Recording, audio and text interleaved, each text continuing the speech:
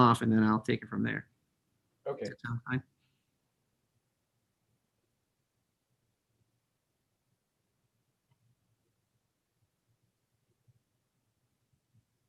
Okay, you're good to go, Matt. Okay, thanks, Brian. Good evening, everyone. Thanks for joining us for this webinar related to the downtown Tymnith air quality. I'd like to first introduce Mark Sukup, Mayor for the town, and have him say a few words to start us off. Great. Thanks, Matt. Thanks, everybody, for attending. Our purpose here is we're all looking for the same thing, a safe, healthy community. And everybody on this panel, everybody that's attending wants exactly the same thing. So hopefully everybody understands that and is excited that a whole lot of effort went to pull these experts in the field together to help advise us and tell us what's going on. This issue is incredibly complex and complicated, way beyond what I'm able to handle. I'm not a scientist, and so I don't understand it at all. And that's why luckily we've got a number of people on this Zoom call to help us understand it. So I appreciate each of the people that are here and are going to help us and make us understand this issue better. I'd like to do a couple things. First, I'd like to introduce Aaron Adams, who is our new town manager. Aaron, you want to say hi or anything? Just happy to be here. Thank you, Mayor Sukup. You bet. Also, I'd like to especially thank Bill and Scott Chin. It's never fun when someone's looking at your business from a different perspective than maybe you are, and that it takes a lot of integrity to help us with this webinar. So thanks a lot, Bill and Scott. I'd also like to introduce Kim Newcomer. Kim will be taking the questions that you have. So if you have questions, how do you want them, Kim? Do you want them to be put in the chat room? They actually can use the Q&A feature that should be at the bottom of their screen. So if they can go ahead and send questions in through that Q&A feature, I'll go ahead and collect them so we can answer them at the end of the discussion. Great. So if you have any questions or anything else or comments, if you could send them to that Q&A, that'd be awesome. That's it. Matt, take it away. Thank you, Mayor. Again, just and keep in mind the questions that you may have might actually get answered through the course of the discussion. So, you know, feel free to send them in, but also keep listening in, and we can hopefully answer some of these things as they come up too. What we're doing tonight is this webinar style. It is actually being live streamed through the town's website, as well as being recorded, so you can come back later and watch it at another date. I've got about 30 to 45 minutes for panel discussion set aside, and then we've got about 15, 20 minutes or so for questions and answers, however long that takes. So we might run a little over the hour, but we'll try to keep it moving here.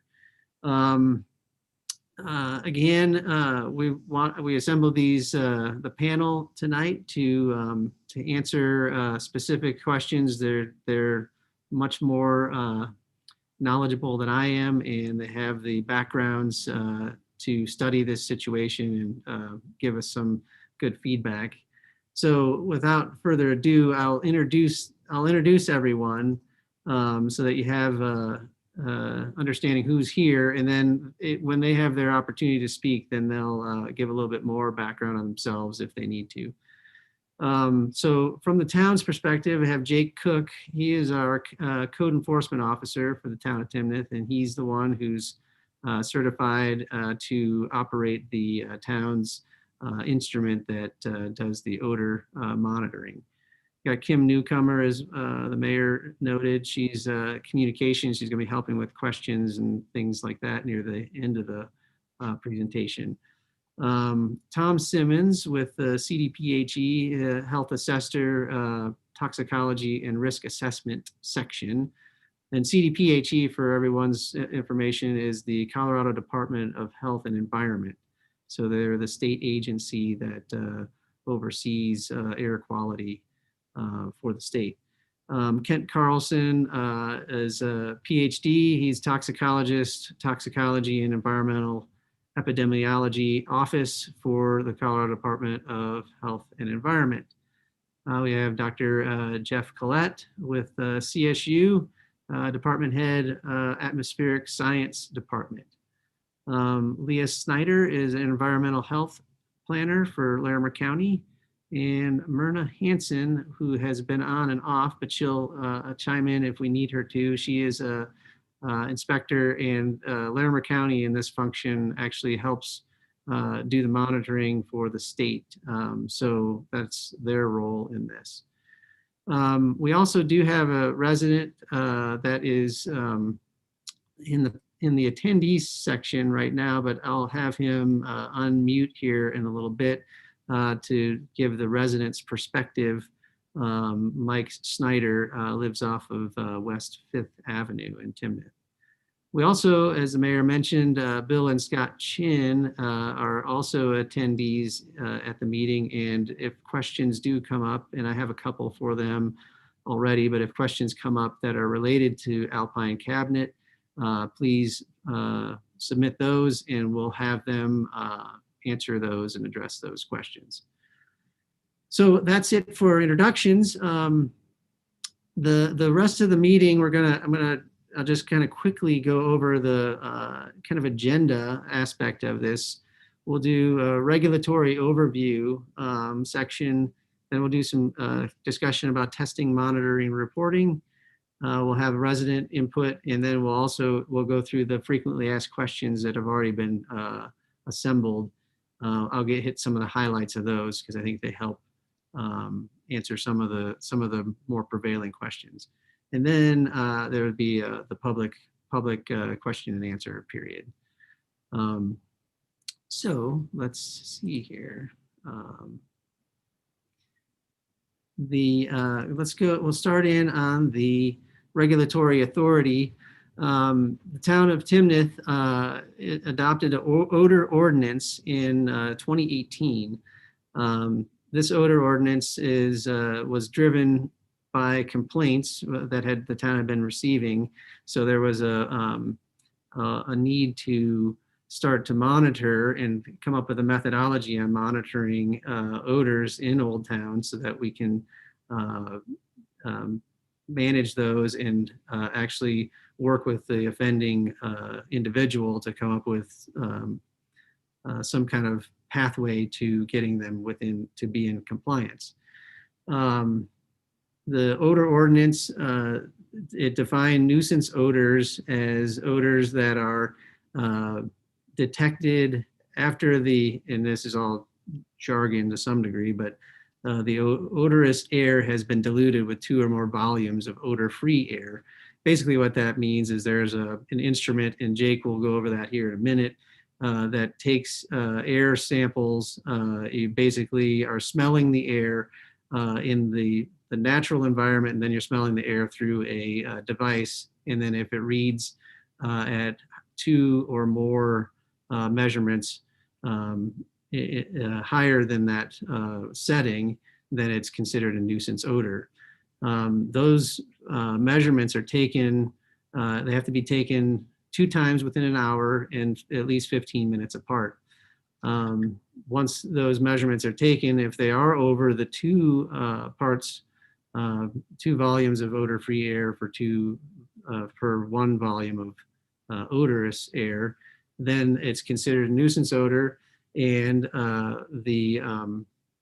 we'd have to receive 3 or more complaints relative to that odor to have the offending party develop an odor management plan.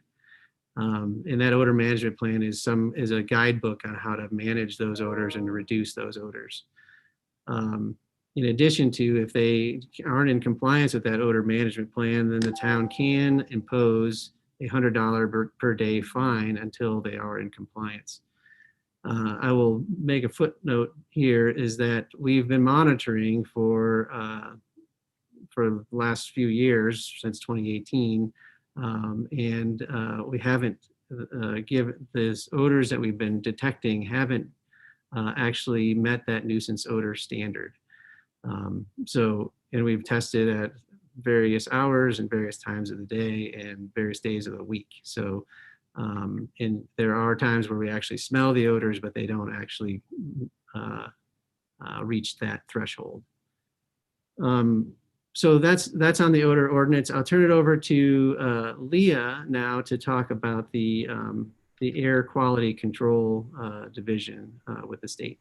All right, thanks, Matt.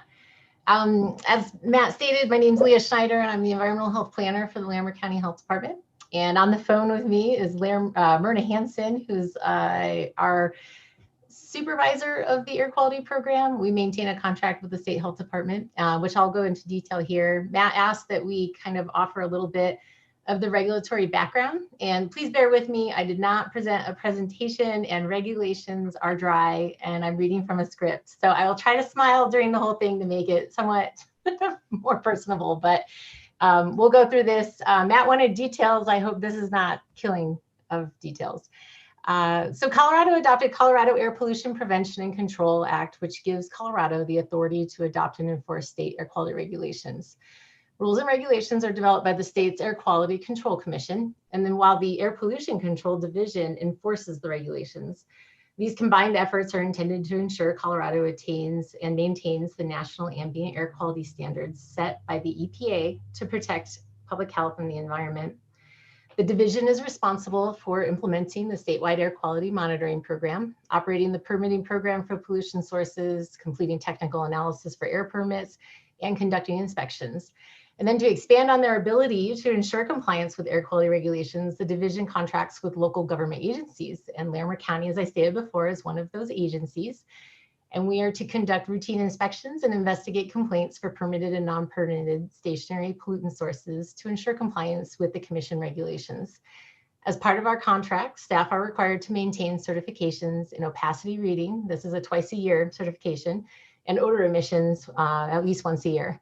These certifications educate staff on utilizing various tools as well as their senses for AVO monitoring, which is audio, visual, and olfactory observations while in the field. And then in regards to air permits, just to be clear, air quality regulations do not prohibit all air pollutant emissions. The type of emissions and concentrations produced by a business determine the corresponding regulations and controls. Businesses are required to file an air pollutant emission notice, or APEN, if they emit regulated pollutants above specified thresholds. APENs are similar to applications and provide information on the business operations, proposed materials to be used, and applicable safety data sheets, as well as pollutants to be released in the proposed emission controls. The division's permit engineers, this is the state permit engineers, evaluate these APENs to calculate the annual pollution emissions of the business. Based on these emissions, a state level permit may be required. When a permit is required, additional conditions for control of the emissions are included on the permit to achieve compliance with state and federal regs. In the case of Alpine cabinets, the criteria pollutants that exceeded permit thresholds included particulate matter and volatile organic compounds, or VOCs. As part of their APEN analysis, air toxic pollutants, also known as hazardous air pollutants, listed in Appendix 3 of Commission Regulation 3, were evaluated, but the resulting totals did not reach the reporting threshold of 250 pounds per year. Alpine's permit outlines the necessary controls to maintain particulate matter and VOC emissions as a minor stationary source. The division also issues permits for synthetic minors and major sources. These larger sources have the potential to emit over 100 tons per year of criteria pollutants. And a good example in Larimer County of one of these major sources would be the Rawhide Power Plant northwest of Wellington. Since Alpine cabinets is well below the major source classifications, their permit conditions include standard compliance with the commission regulations, including Reg 1 for control of visible emissions, Regulation 2 for odor emissions, Regulation 3 and 7 for control techniques and workplace practices to reduce VOC emissions, and maintain records of materials used and maintenance performed. As delegates of the division, our staff conduct inspections for minor and synthetic minor sources permitted by the division to ensure compliance of permit conditions and commission regulations. These inspections include exterior inspections using the AVO senses for visible emissions and detectable odors. Detection using the AVO method does not always indicate noncompliance and requires further investigation and verification that all the control techniques are being utilized by the operation. If excessive and persistent, the inspectors will take readings and record their findings in the report using additional tools as applicable. Odors related to the emissions from alpine cabinets have been evaluated as part of past complaint investigations, random visits to downtown Tymnith, and during their routine inspections. During these events, the odors have not been detected or measured at levels to violate Commission Regulation 2. Alpine has also been in compliance with their other permit conditions as part of their regular inspections. In the event that a violation is detected, an operator is not able or will not voluntarily correct the violation, the county can then recommend enforcement action against the permit holder. And this is where the state division will take over and issue a notification of noncompliance, which could lead to court proceedings for compliance and penalty fines. It is important to note that the county and division can only enforce the commission regulations and not the town of Tymnith ordinances and codes. And I think, and there concludes my presentation on regulations. Thank you, Leah. Well, I know that she had a lot of detailed information there. So, but the main takeaway there is the state is monitoring and managing these air quality permits. And actually, Alpine Cabinets, there is one on the website. I posted their last one. It was the end of 2019, I believe. And they're in compliance, and so much so they have a VOC release rate allowed to be, I think, 22 tons, and they're releasing like 7.8 or 7.9 tons. So they're releasing way less than what their permit is actually. Right, and they have adopted controls that were not even part of their original APEN or permit. These are voluntary controls that they've implemented by by using materials low in volatile organic compounds, as well as investing in equipment such as high pressure, low volume sprayers and things like that to help reduce emissions in the area. Right. Thanks, Leah. I want to move to testing, monitoring, reporting, and assessment. And from a testing perspective, I see some questions coming through, and we'll get to those here in a little bit.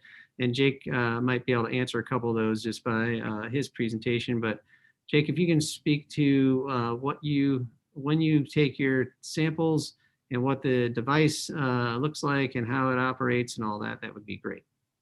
All right. Yeah, I'm Jake. I do code enforcement for the town of Tymnith. Monitoring is done. I'm in town twice a week right now, soon to be 5 days a week. As of right now, it's done twice a week, if not once a week, depending on the time that I'm there. Like Matt said, never hardly does it register to meet a violation. So I have not come across it, but this is the tool that I use to monitor. I went through a certification course, was certified by the state. There's little dials here and filters, different numbers. I smell the odor at different periods of time, usually 30 minutes to an hour in between. And I turn the dial. If it registers at a 2, I turn it to a 4. If it registers at a 4, I would go up. I never have had to turn it more than a 2. It never does it register above that. But yeah, that's done twice a week and to try to monitor the odors that are coming out. And thanks, Jake. One of the points that Leah brought up was the state does monitor for odors as well. And the state's standard is 7 parts of 7 to 1 dilution. 7 to 1 dilution, whereas the town's is 2 to 1, which is much, much more stringent than the state's requirement. And that was done intentionally because we were that's actually the lowest setting on the device is the 2. So we were trying to get to the point of will these register even at the lowest setting for the most part? And then can we start to move into some sort of plan to mitigate those odors? The town can, the reason for the odor ordinance, the town can only really regulate the odors. They can't regulate the air quality and the chemical emissions that are being put out, because that's the state's purview. So this was the only avenue really that the town could take to actually put an ordinance in place to monitor and create kind of a nuisance odor ordinance. Ooh, that's a tongue twister. So if there's more questions on that, we'll get to those as well. As far as reporting and sampling, we actually asked a couple of times. We had CSU get involved to come out and take some samples for us to really see what's actually in what the chemicals are in the air that are in Tymnit. And we did that 2 times. We did it in 2016 and we did it in 2018. And I'll have Dr. Jeff Collette come on and talk about what they did at those 2 times. Yeah, thanks, Matt. So we were actually engaged with the town of Tymnit at that time, doing some monitoring at Bethke Elementary due to some concerns about oil and gas wells that were planned to be drilled in the near future. And while we were engaged in that VOC monitoring, the volatile organic compounds, we got into some discussion about the issue of odors in Old Town and worked with Tymnit to do some screening sampling there. So as Matt mentioned, we did 2 different periods of sampling. The first was in March and April of 2016 on several different days.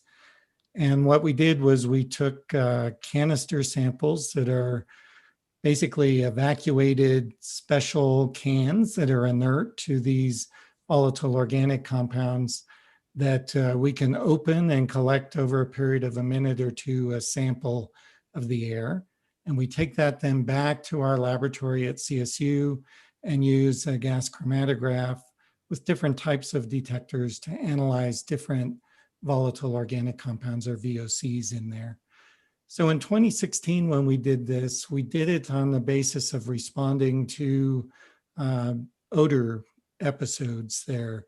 So somebody from Tymnit would notify us that there was a period of strong odor, and we would then go out and collect samples. And we did that both upwind and downwind of the Alpine Cabinet facility to look at any increase in different VOCs that might be associated with emissions from that facility.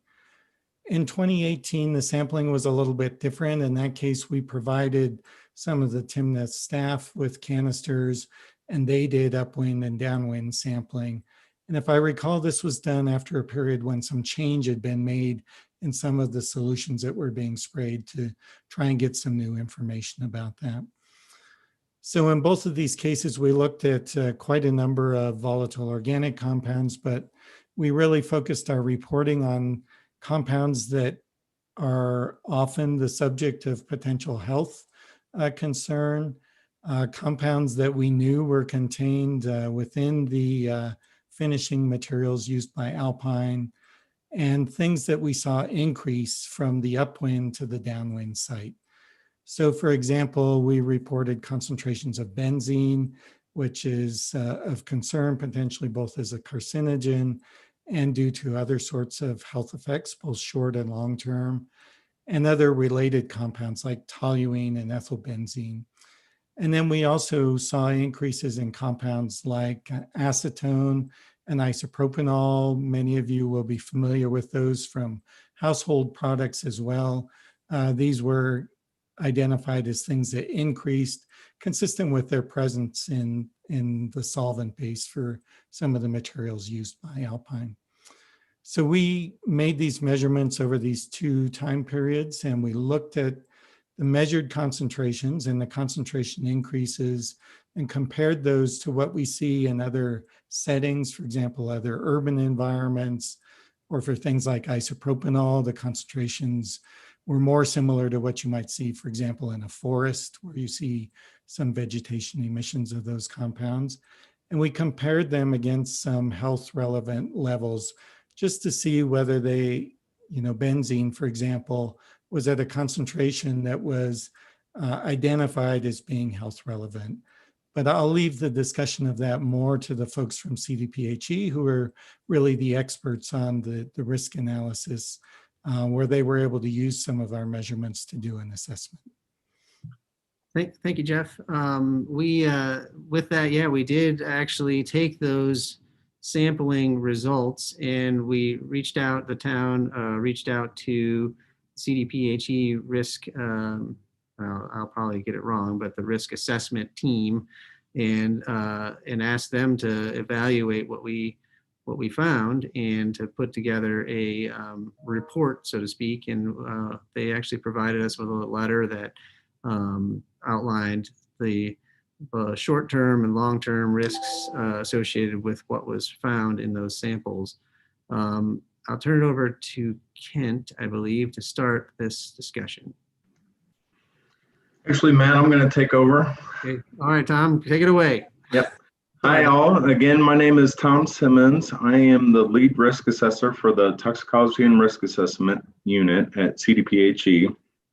And as also mentioned, we have Kent Carlson here with us tonight, who is a toxicologist on our team. And Ken has really looked into the background information and conducted research on odors and the potential exposures there. So I just kind of wanted to start off and give a little bit of background about our program and what we have done so far. And I think Kent will jump in and kind of answer any FAQ related questions. So yeah, overall, our focus, here tonight is to help answer any of the questions that we can regarding potential risks and health concerns related to the odors in Old Town.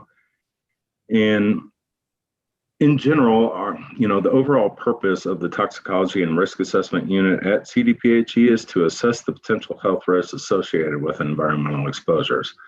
Now, this could be contaminants in air, soil, or water, and can range from sites including Superfund sites, which are the most heavily contaminated sites in Colorado, to a single private groundwater well, or we can also look at air quality concerns as well. So we kind of span the whole range of environmental concerns, if you will. And the general process that we use can be broken down into 4 basic steps. The first step is that we take a look at the environmental data that's been collected. Then we look at how people can be exposed to the contaminants in the environment. We estimate the potential exposures and the risks, and then we interpret that data in terms of the potential risk to the community. So what we have done here so far, a couple of years ago, the staff from the town reached out to our group to evaluate the potential health concerns. And similar to what I just described, our group reviewed the air sampling data that was collected by CSU in 2016 and 2018. We estimated the potential risk and then wrote a screening level risk assessment. And I think we'll get into the details a little bit more, but briefly, how we did that was we used the maximum detected concentration of contaminants that were detected in all of the air samples, whether that was in 2016 or 2018. And we use this as a conservative measure because there is a limited amount of data in the way we classify things. So we just err on the side of caution and take everything to assume the maximum concentration. Furthermore, then we assume that people are breathing the air 24 hours a day, 365 days per year over a period of 33 years. And then we look at the potential non-cancer health effects and the cancer risks as well. So in the data so far, what we've seen is there's 2 potential carcinogens and, 2 known carcinogens, and that is benzene and ethylbenzene. And the combined cancer risk for both of those contaminants is on the low end of the risk management range that's determined by the EPA. And what that means is the risk management range is basically kind of a comparative factor to make risk management decisions, whether or not something needs to be done at this site or whether or not it falls into a category, where maybe some other type of measure should be taken. At the low end, we basically consider that as essentially no risk or no risk that we can quantify.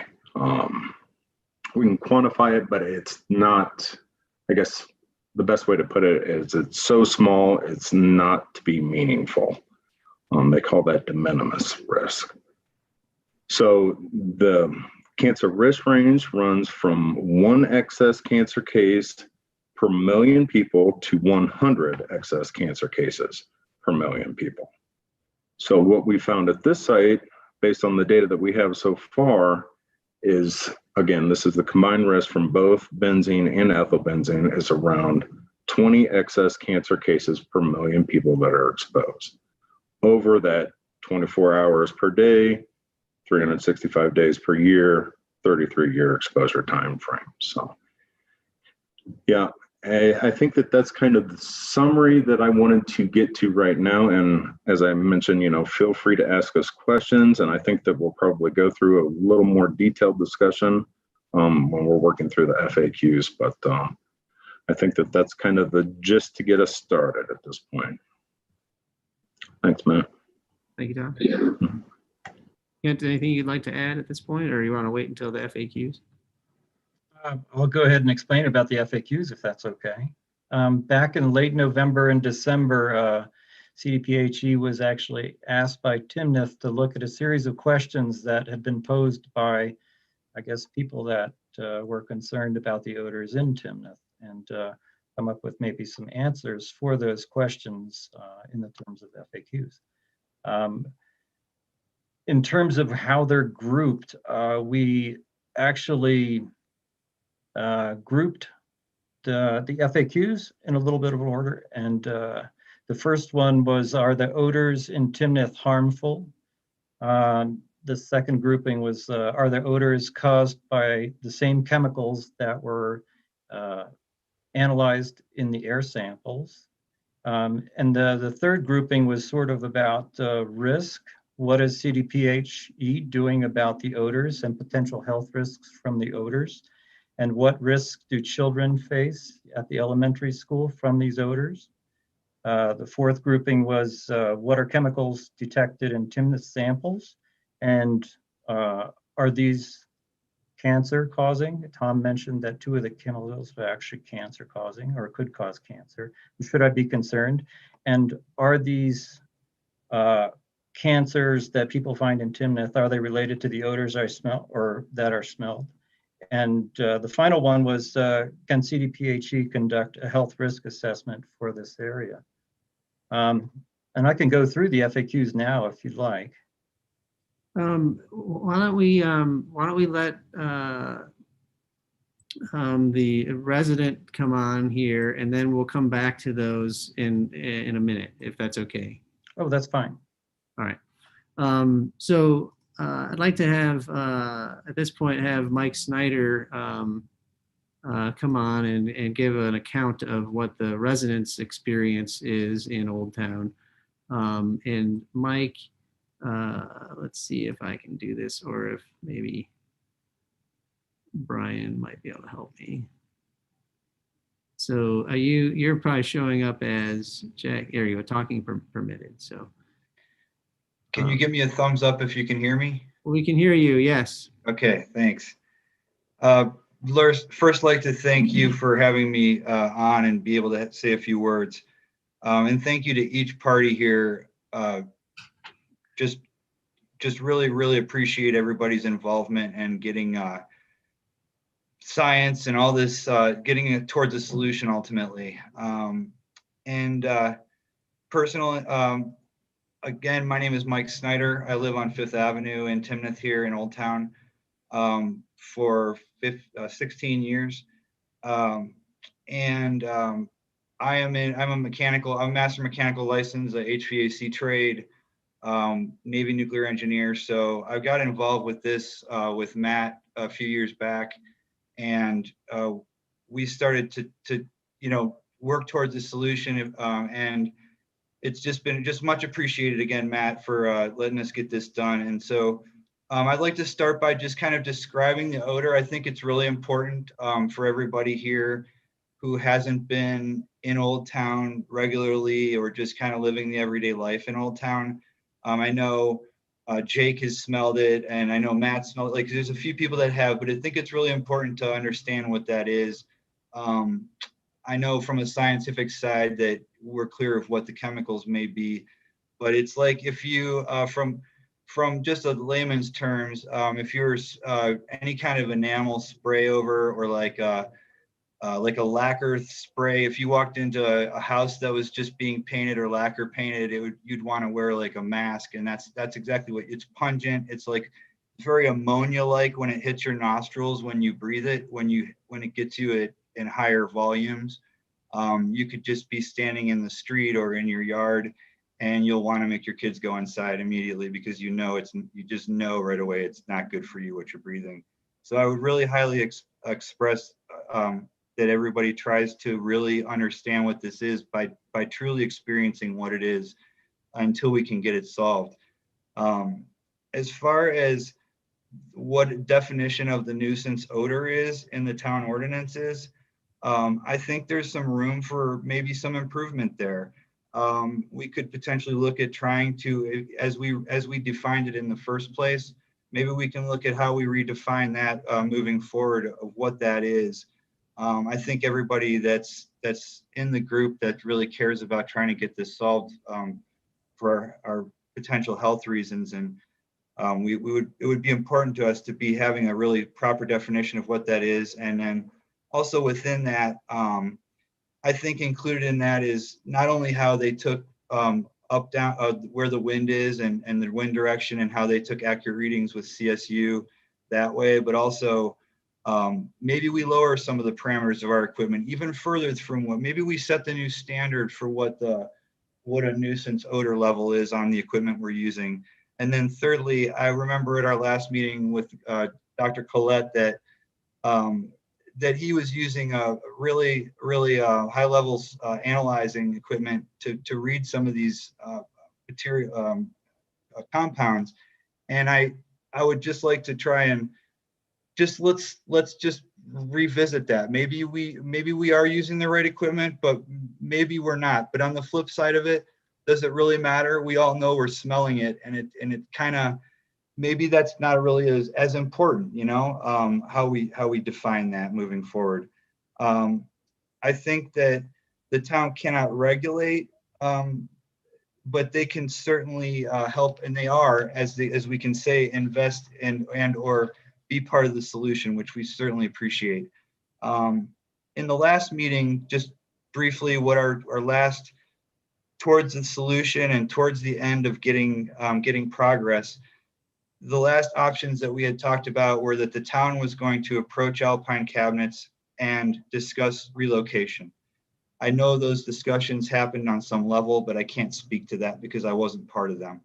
The other level of solution was to talk about involving, either working with CSU further and or involving more environmental engineering if we needed it, to work with specifically mechanical engineering to look at what we could do as far as improving the mechanical processes.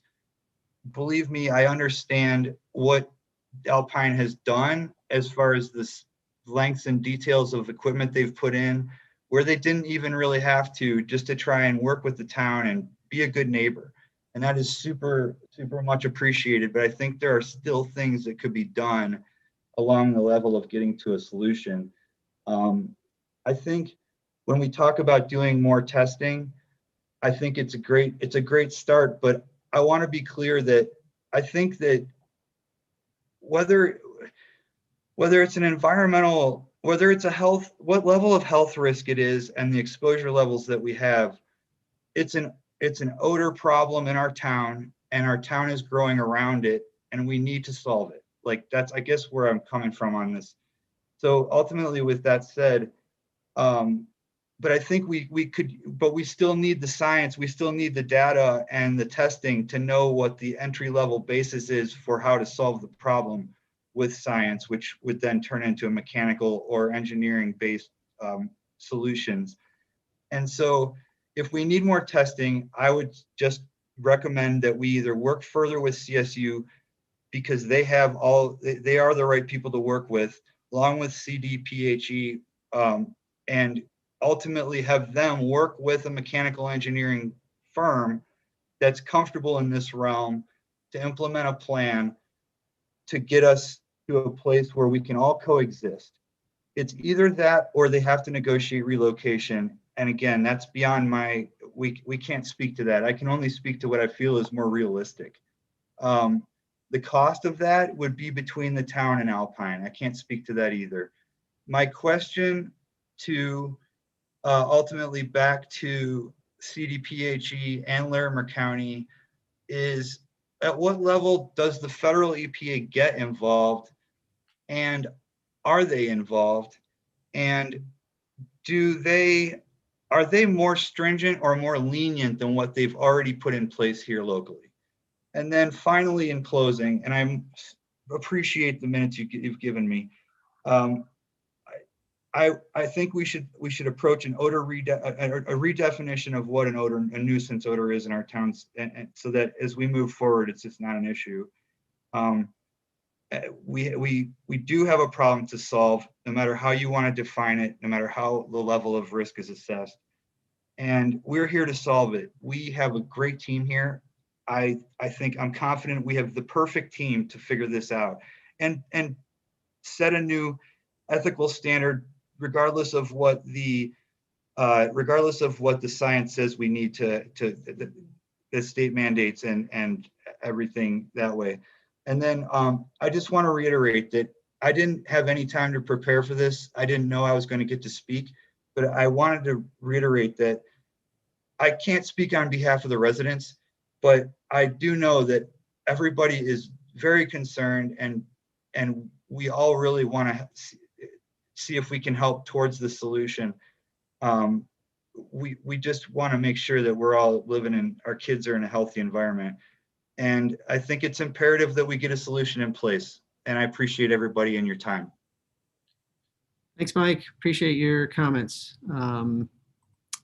Well, that's a good segue into the FAQs too. So we can, you had a handful of questions there that we can dive into as well. I'm gonna put you on mute now, Mike. Thanks. Okay, so I know the next step was FAQs, but I did want to go over before we jump into those, and I know it's running a little longer than I had anticipated, but we had some. I put a bunch of information on the website as well, and hopefully folks have had a chance to get that, and I emailed it out as well. All the information that's there is the agenda, the background overview, the FAQs that we've referenced, so you might have had a chance to review those. I don't want to go back over those, but there are a few that we want to touch on. There's the CDPHE risk assessment letter, and as well as the Air Pollution Control Division field report, inspection report, CSU tests, as well as the Tymnics Odor Ordinance regulations, the Nasal Ranger logs, and an odor complaint form. We also received late last week a letter from Alpine Cabinets, and I actually posted that as well, so folks can see that. And when we get into the questions here, I want to just hit on a few of the FAQs, and I can't kind of tee them up. And maybe, Kent, if you could run through a couple of the answers there. I think the key ones, and I know there's a sentiment here in the questions that are coming in that we might not have tested the right things, or we might not have gotten the tests at the perfect point in time when it was the worst case scenario, kind of a thing. But what we did collect, we collected, and we collected it in tandem with what was going on at Alpine. So we feel pretty good about the collection, that it was at least at a time when there was odors were being emitted from Alpine Cabinets, and that we actually, it may not be at the concentration levels maybe that some of you are experiencing, but I do think there's a value there that we can talk about. Is the smell harmful? Are the chemicals, what are the chemicals in the air? And then the Hey, Matt, health risks. you're gonna let Kent Carlson talk about his FAQs. Why don't you go ahead and let him do that? Yep, those are the ones I was teeing them up for. So go ahead, Kent. Yeah, thanks very much again, Matt. I guess the most important one that you were trying to get at was maybe the FAQ number 2, which is, are the odors caused by the same chemicals that were monitored? Recently, as a follow-up to that screening level assessment that Tom was talking about, we actually looked into odor detection thresholds and recognition thresholds for the chemicals that were monitored in the air. And that, odor detection is not an exact science, as you can imagine. But our conclusion from that were the concentrations that were present in the air would probably not result in an odor that'd be able to be detected by the people in the town of Tymnith. Caveating that to say that, some of those chemicals in the air, if you increase the concentration, they would actually result in odors at higher concentrations. And we're not trying to downplay the fact that the odors are in the town of Tymnith. We understand that there are, and that, in this case, there might be odor creating chemicals that the samples just didn't test for. So again, to summarize that, it seems like the air samples that were collected, or the chemicals in those air samples, didn't actually match up very well with what we expected in terms of creating odors. The first question, are the odors in Tymnith harmful? It really depends on people's experiences and individual sensitivities, and also the concentration, duration, and frequency of type of odor. So it's a very specific kind of thing for individuals. In general, you have people that will have short-term health effects, such as respiratory issues, sore throat, eye issues, before actual toxic effects happen. For, I guess, the question number 3, what is CDPHE doing about the odors and the potential health risks associated with those odors? The Air Pollution Control Division periodically monitors all the permitted industries in the town of Tymnith and other places, as we had described. That's one thing that CDPHE is doing. And then CDPHE also performed a screening level assessment, as Tom described, that looked at the chemical concentrations and the potential for risk with those chemicals. And we'd just like to point out that the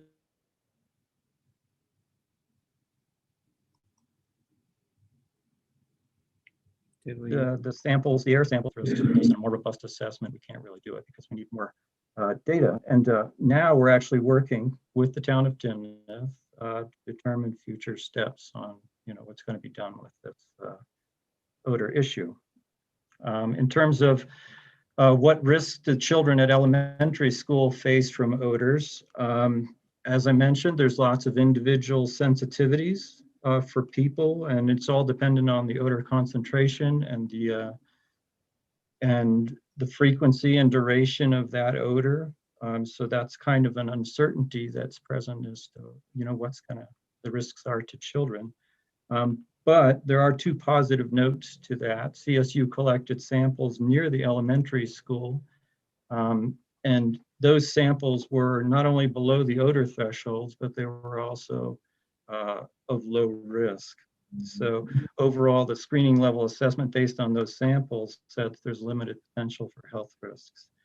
And also, one beneficial thing, was that we previously generated a windrows for Fort Collins and the surrounding areas. And that suggests that the predominant winds in Tymnith are from the north-northwest, which means that if the odors are emanating from Old Town, then the school will not be in the direct path of those odors. As far as chemicals detected in Tymnis samples, I think Tom went over a little bit of that. There were 7 chemicals detected: acetone, benzene, ethylbenzene, isopropanol, methylethylketone, toluene, and xylene. 2 of those chemicals have been shown to be carcinogenic, benzene and ethylbenzene. As Tom mentioned, our preliminary assessment said that the overall risk from these chemicals in this screening level assessment was relatively low. I'd like to point out that benzene and ethylbenzene are present in a wide variety of different products, such as gasoline, paint, varnishes, solvents, and cleaners, as well as they're created following, the combustion of gasoline and automobile exhaust and dry cleaning, painting, and other kind of industries that burn things. They're also created during wildfires. So I guess one of the things we tried to do with this question was look at some relative concentrations in the surrounding areas in Colorado and try to say, is this background or is it not background? And it looked like benzene in most of the areas was around the background of what you actually see. And you can see there's a variety of different examples that show background levels of benzene in the, in the surrounding areas. And we tried to do the same thing for ethylbenzene. And, and I guess our conclusion was that the overall risk, according to the screening level assessment, was relatively low. And if we were going to do a longer term cancer, health assessment, we'd need data that more accurately reflected that long-term exposure. In terms of the cancers in the Old Town Tymnith, is it related to the odors that they smell? And we decided it was probably not. One, because the carcinogens are below the odor thresholds that, in concentration, and the concentrations of benzene and ethylbenzene actually, had low risk according to the screening level assessment. So anyway, we put a couple notes on cancer in there and tried to show that, cancer is common. 1 out of 3 people are going to be diagnosed with cancer in their lifetime. And that maybe some of the reasons why you find these cancer clusters is because that people tend to group in suburban areas or in communities. And then you have all these cancers clustering together. Okay, and I guess the final question was, can CDPHE conduct a health risk assessment for this area? We've already conducted a screening level assessment based on the 2016 and 2018 data. And that might be as far as we can go with that data, since the data was collected in a very acute fashion. So extrapolation to the data, in terms of long exposure risks, chronic risks, would be problematic. So for that, we probably need more data if we were going to go that route, over the longer term of things. So overall, that was our 7 FAQs that we were asked to do. And if anybody has any questions, please don't hesitate to ask. Thanks, Ken.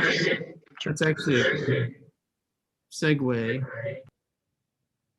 for Dr. Collette to chime in on, are there other ways to collect samples that are more accurate and provide a better representation of the situation?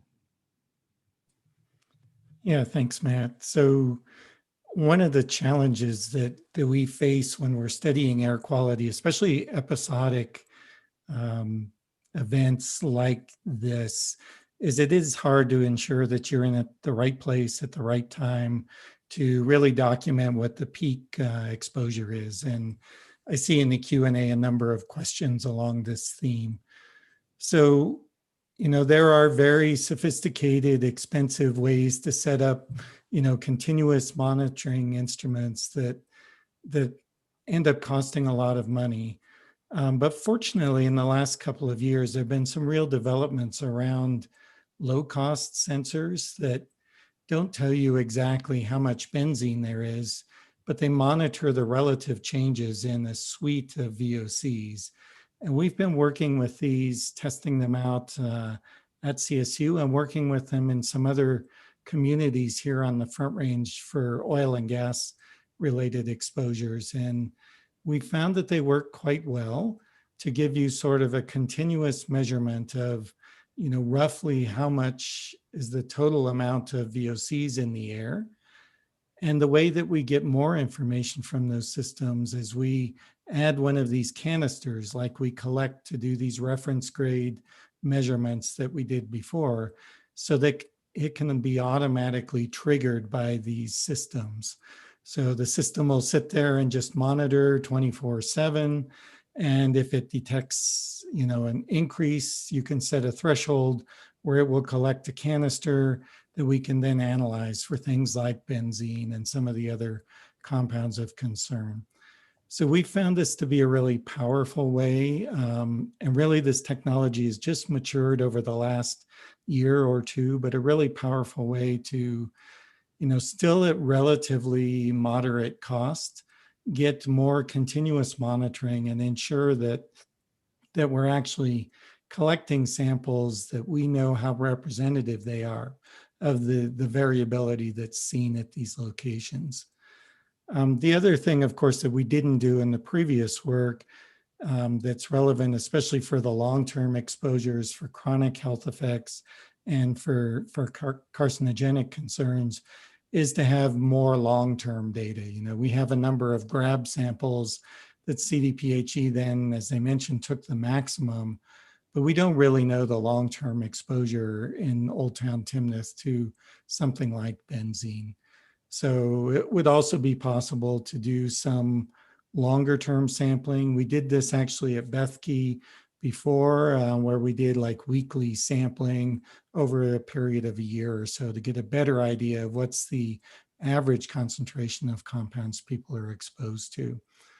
So, coupling these types of approaches where you have continuous monitoring that then collects a sample during an episode with the more long-term average concentration measurement can be a powerful way to get better information that would better inform health risk assessments, like has been done at more of a screening level so far.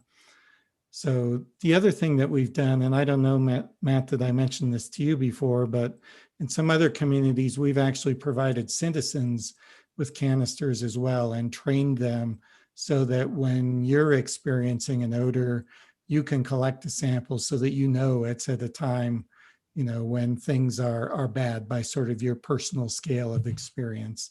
And that can be analyzed rather than, calling to us in Northwest Fort Collins and, best case scenario, it's an hour till we get there, and things might well have changed by that time. So there are definitely some different approaches that could be taken if there's interest in trying to bolster sort of the data about the chemical concentrations in the region there. Thank you, Jeff. That's great information, actually. We'll be talking more about that, I'm sure. I think, so we kind of hit on most of the priority FAQs that we had. I see that the Bill and Scott Chin are actually on.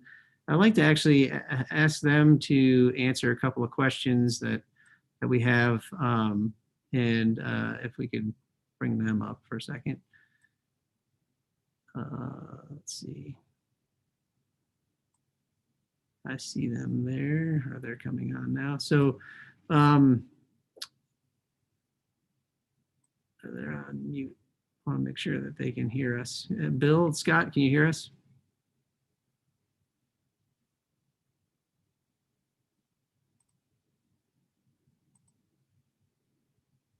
Sorry about that. Yes, we can hear you. All right, great. Do you have both machines on there, so it's echoing? Yes, we have two machines. It's echoing on your end. Oh yeah, it's good now. Bill, so one of the questions that I have for you is what are the types of things that you've done at Alpine Cabinets, and thanks for being on as well, that you guys have done to try to mitigate some of the odors and chemical smells that are coming out of Alpine Cabinets over the years? We've done a number of things. We put in new stacks, taller stacks, bigger motors, tried to wash the odor coming out, was the expert's opinion. It's worked, but it hasn't eliminated it. We are constantly looking for new and better filters that will help with that as well. We probably had 4 different filter changes, upgrades, updates over the last 5 years, and every time you do that, it's cost considerably more. But that's what we've been willing to do. One of the biggest things we've done is lower the new products, new material, lower VOCs, lower HAPs. It shows in our reporting that we've cut VOCs in more than in half. The biggest problem with the low VOC, low HAP materials are there's very few chemicals that can make those, and they are smelly chemicals, and that's just the nature of the beast. We have changed tip sizes try to regulate how much overspray, how much is actually going up the stack. So we're using much smaller tips, which takes longer to do, more coats to do it, costs more money. But in an effort to make it better for everybody, we've done that. That's one thing that's really added time to our process, much smaller tips. New pumps, new guns, high efficiency, low volume. Some of our really smelly materials we ship far away from here to get sprayed. Do not want it. They fall under the same guidelines of low VOC, low HAPs, but once you start getting some of the stain colors and the paint colors, it really gets smelly. So we don't even attempt to do any of that here. As always, we continue to look at things, as technology gets better. We are looking at probably 3 times a year. We'll try to spray new material, see if it works. If it doesn't work, we still need to stay in business. We still have to have a product that somebody wants to buy. We've been here, same location, 52 years, probably longer than most residents have been here. That whole time, we've always tried to be a good neighbor, and it's a balancing act, a tight wire. It is hard. We are doing something that makes noise and odors, and we do the best we can to make it good for everybody. Thanks, Bill. Follow-up question. One of the questions that I get quite a bit is what's the frequency of your spraying and how much product are you spraying, and is it every day of the week? Is it just certain days, or how does that work? No, we spray every day of the week. We probably spray for a total of, I would guess, 30 hours a week. We work 40s. We don't work a lot of overtime, so we're done spraying at 11:30 on Friday and 7:30 to 5 Monday through Thursday. But I don't think we spray 30 hours a week. They'll be down sanding, doing different things other than spraying. Okay. So one of the things that happens is we get complaints sent to us, and I get them, a day or later than when the actual event happened. Is there a way for residents to maybe reach out to you guys and have you come and see what's going on, if there's something that's happening that might be causing the odors for that particular time that you could investigate? Yeah, I talked to a resident probably 2 years ago, and that's what she was going to do, is call me when so I could check the inside. Is there something happening? Is it maybe we're doing a sample that day, a test sample. If there's something that I can check immediately, because by the time I get out, and trust me, I walk outside a lot. But if there's something that has happened inside, if I knew, I could possibly make it better. So yes, I'd be, I'd be willing to. Right. Okay, great. And actually, I think Dr. Collette's comment earlier about like the resident sampling, maybe there's something with that kind of goes hand in hand with some of these complaints that are coming in. So we're kind of capturing the event that's happening at the time it's happening, and then can analyze that and see what's going on. And it might be that there's environmental factors that are happening that are causing things to be a little more smelly that day. Air, wind situation, or temperatures, or things like that. And we can look at scenarios that might cause this to be a little more odorous at that certain time. Yeah, I've heard from some of the residents, it's only Thursdays. We only spray on Thursdays. That's not true. We spray every day. So just to Okay. clear that up. I think there's a few questions here while you're on, Bill and Scott, if you don't mind. And I'm not sure if these questions are geared towards you, but a couple of questions. One was, how often are filters changed? And that might be related back to the Nasal Ranger, but maybe it applies to you as well. Do you mind answering that question?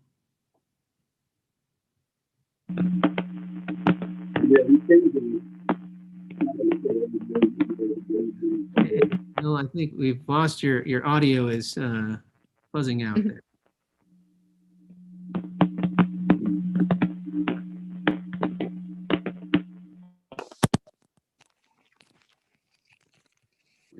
We better now? That's way better. Yep.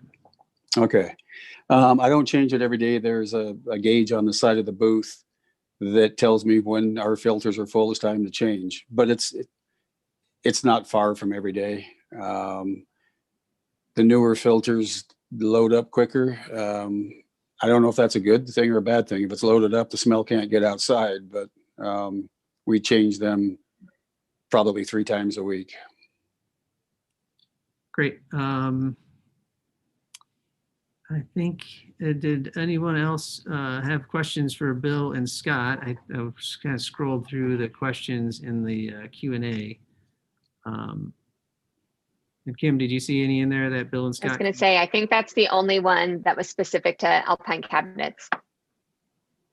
Well, great. Bill, Scott, if you guys stay on, we'll take your camera off and mute you, but maybe there might be a question or two that comes up, and we'll ask you to come back and answer those if that's okay. Thank you.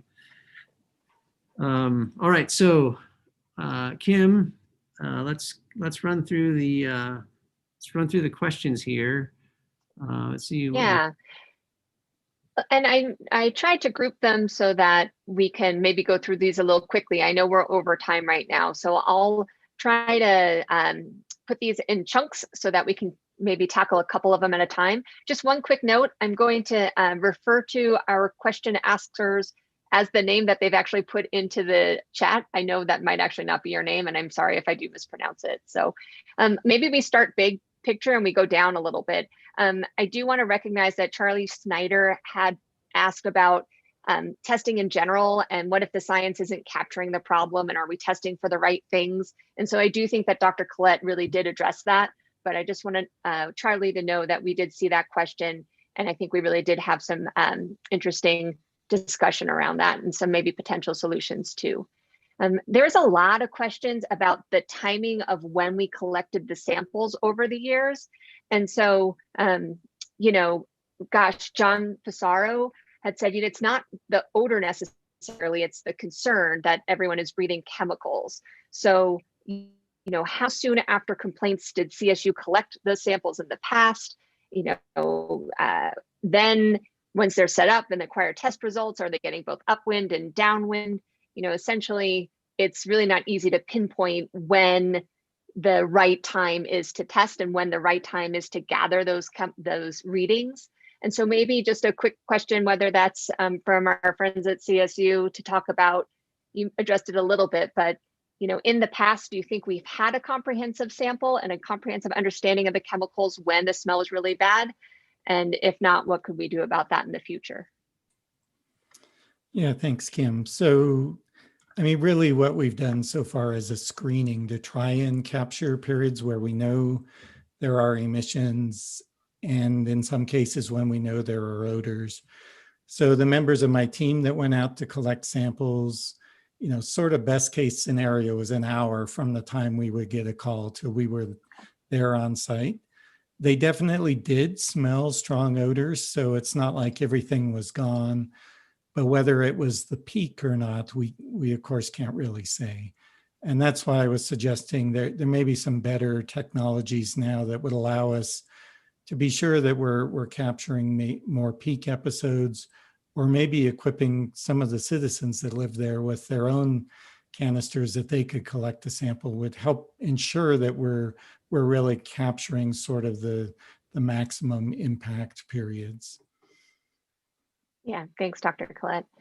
We also had a couple of questions about the town testing process that I thought we could run through real quickly. Again, John wanted to talk a little bit about the timing. So after we get a complaint at the town, how fast is Jake out there with the nasal ranger to measure the results of that? So how that works, Kim, thanks, and John for the questions. How that works is the complaint comes in, and as soon as I get it, I'll notify Jake. And if Jake is in town at that time, he will go over and test. If he's not in town that day, he'll go the very next day that he is in town, which is twice a week. So there may be periods there where it's not like the immediate reaction time, but it's generally pretty close to when the complaint comes in.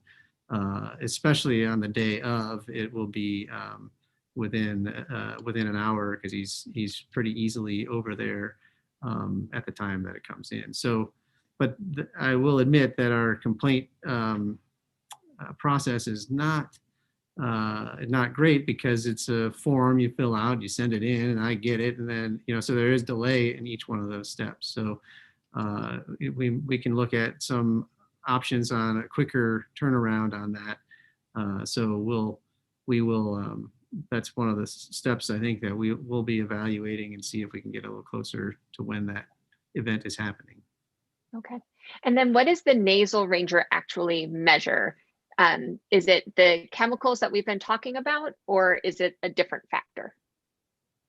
No, and that doesn't test chemicals at all. It's just odors only. And that was what I was explaining earlier with the Odor Ordinance. It is that's the only thing really that the town has authority over, because of the regulations the state has in regards to chemicals. So we can be more stringent in our analysis of the odors, but we can't be less stringent than the state. And this is the one area that we've tried to focus on to try to see if we can affect some change. Mm-hmm. And then I guess, Jake, one specific question, of all the many times that you've been out there testing, have you ever been out there when it's like it smells really, really, really bad? And what was that reading like? Yeah, I have been out there and I do smell it. I've never had it register above a 2, like I stated. But yes, I do, in my report that I document when I do my testings, I do write in there if I smell the chemical or the odor without the machine, and I also what it documents at. Great. I think there's a specific one from Denise Fisher that wants to ask a little bit more about the charcoal filters, and do they screen out toxins, not just odors? And I'm not even sure who to direct that one to.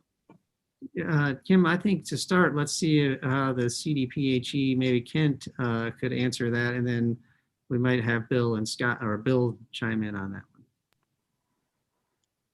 I don't really know much about charcoal filters other than they will absorb VOCs.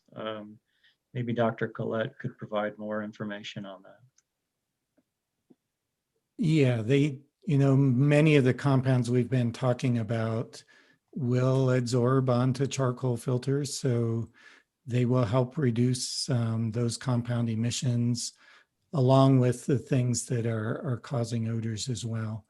It's possible there's some other type of compound that, doesn't interact strongly with the charcoal filter, but most of the kinds of things that we expect in these solvent-based materials and that we've been talking about should be mitigated to some extent, at least by the charcoal filters.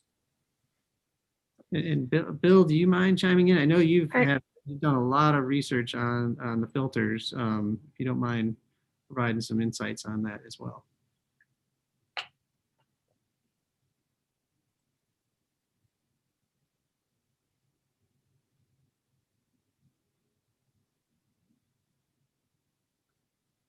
There we go. Yeah, we've tried 3 different, and they're carbon filters. It's not just necessarily charcoal. They call it a carbon filter. I've given my chemical breakdown of the lacquers and stains that I used, and these companies have come up with filters designed to eat those VOCs.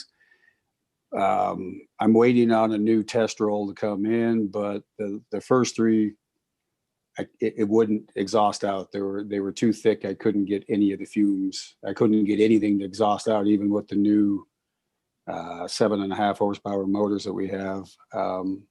So we're waiting on a new roll. I hope it looks like it will allow ventilation to happen, and it has to happen. So yeah, we've looked into it. We've looked at carbon beds.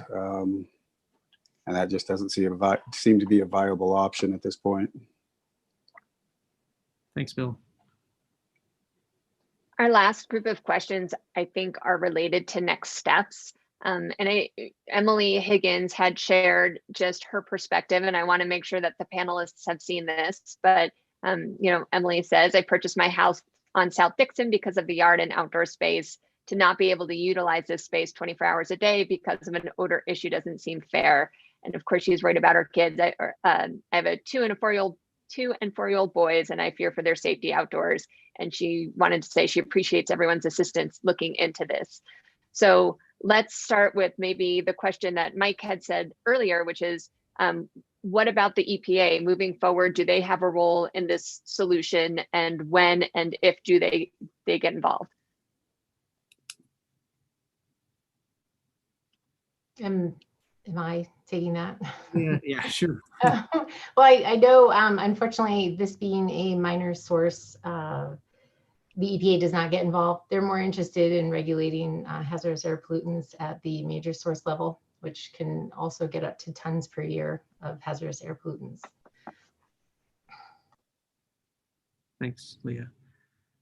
Thanks, Leah. Yeah, and I think One last question. I would add on to that real quick is that air regulations have been delegated to the state, and we cannot be less stringent than the EPA. We can be more stringent, but we can never be less stringent. So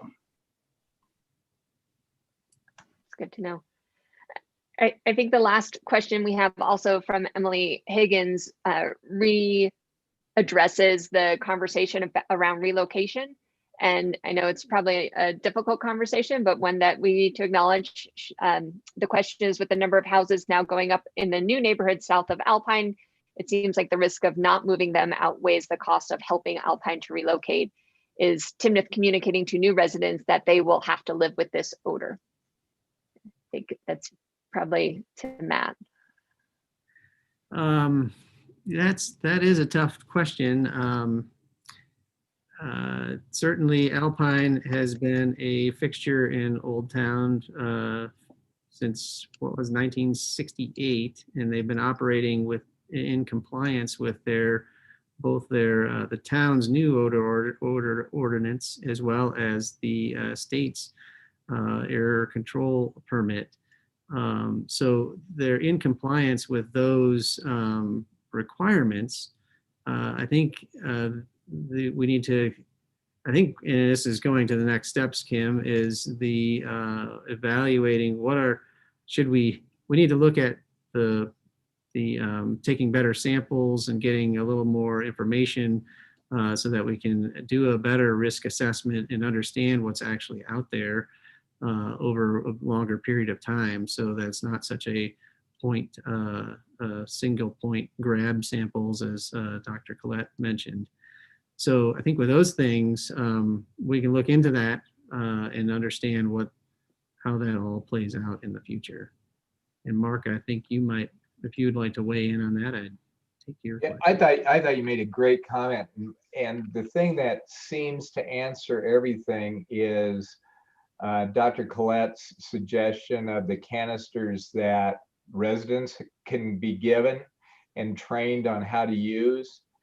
And, you know, I think maybe you and Dr. Collette, and if you don't mind, anybody that's on here that wouldn't mind collecting samples, send an email to Matt and saying, hey, I'll volunteer for this, would probably be a great next step. And so at this point, we don't know exactly what that all entails until Dr. Collette discusses it with you, Matt. And so maybe the two of you have a discussion, and then we'll send out an email from the town in the next 2 weeks or 3 weeks, you tell me, and sort of say, here's what our discussions were, and here's a resolution we think that stays with everybody's desire to have better data on these specific items, and then go from there. And also, I like the idea of having the residents be involved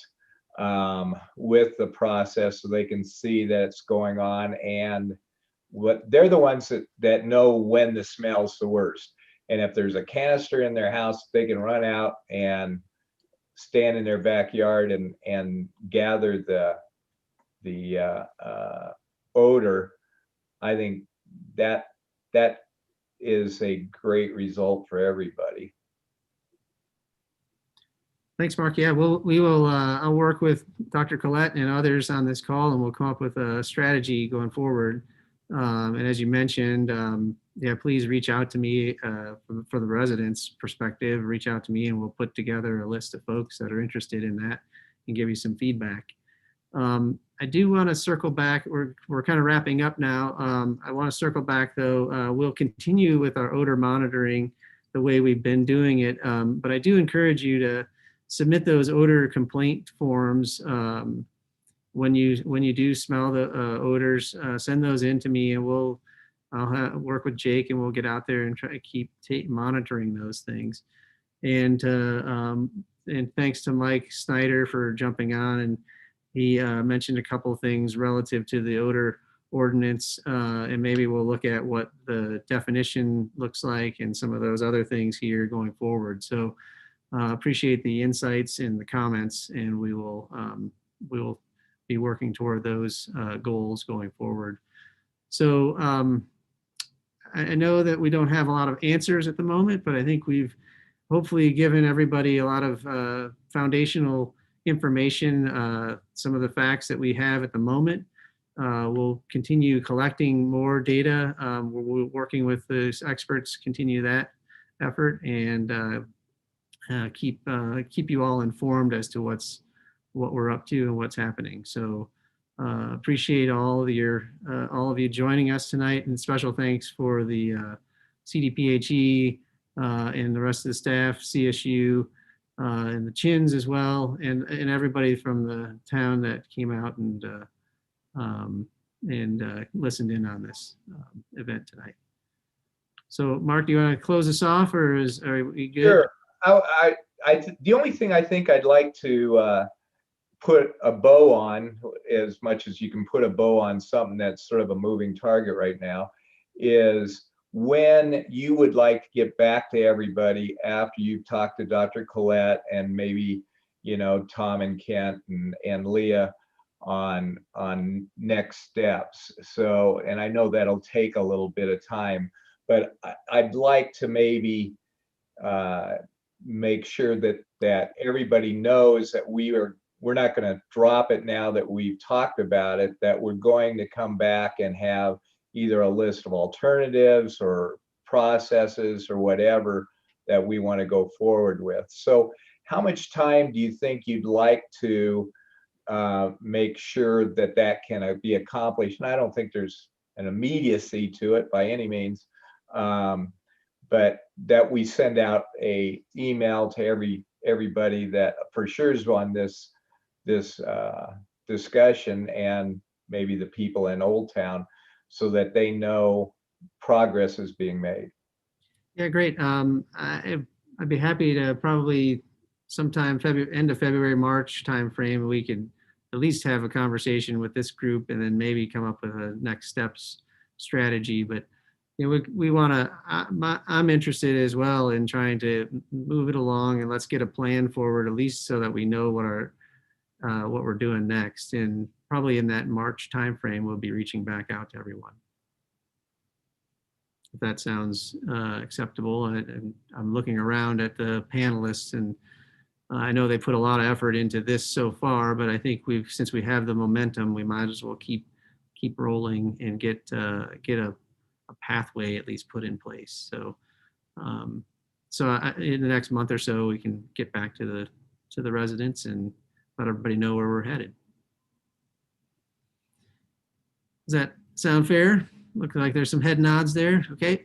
Well, thank you everyone for joining tonight. Appreciate you all being on, and thanks. I ran a little long, but it was good discussion, and appreciate all the good questions and comments.